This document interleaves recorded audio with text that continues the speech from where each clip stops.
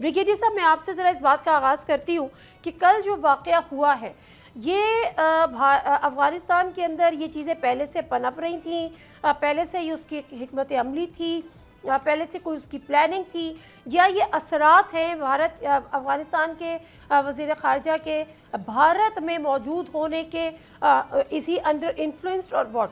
देखें, भारत के ये जो अफ़गानिस्तान के फ़ॉरेन मिनिस्टर मुत्तकी साहब वहाँ पर गए हुए हैं, वहाँ डिटेल बात भी हुई है। भारत ने वहाँ पर उनको काफ़ी उकसाया भी है, अपनी गारंटी दी है कि हम बड़ा सपोर्ट करेंगे, अब सफारत खाना खोलेंगे, आपको फंडिंग देंगे।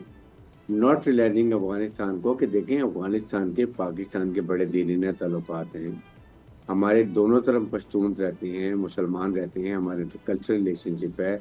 हम उनको हर किस्म की सपोर्ट करते रहे, जब यहाँ पर रशियन थे और अमेरिकन थे, ने हर लिहाज से उनकी मदद की। अभी भी हम उनको हर किस्म की लॉजिस्टिक सपोर्ट देते हैं, चीनी देते हैं, गंदम देते हैं, फर्टिलाइज़र देते हैं, अफ़गान ट्रांसलेट का सामान देते हैं, हर चीज़ में हम सपोर्ट करते हैं। हम क्या डिमांड करते हैं? एक चीज़, आपने दोहा में कमिटमेंट की थी कि आप अपनी सरज़मीन किसी टेररिस्ट ऑर्गेनाइजेशन को हमारे ख़्याल इस्तेमाल नहीं होने देंगे। जस्ट ऑन वो इसको भी नहीं मानते और कहते हैं यहाँ पर तो कोई है ही नहीं। आपके सामने अभी ये कल अटैक हुआ है, इसमें अफ़गान तालिबान, तो ख़वारिजी के बाद नूर मसूद, उसके साथ इनके IS Khorasan Pakistan, they all were part of it.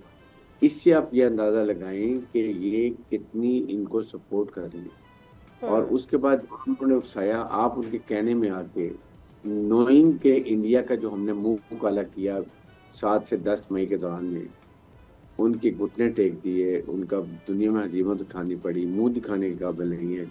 हमारी मुसल्लह फ़ौज ने बताया कि हम कितने बैटल हार्डेंड प्रोफेशनल सोल्जर्स हैं। सब्सक्राइब करें और बेल दबाएं ताकि कोई खबर रह न जाए।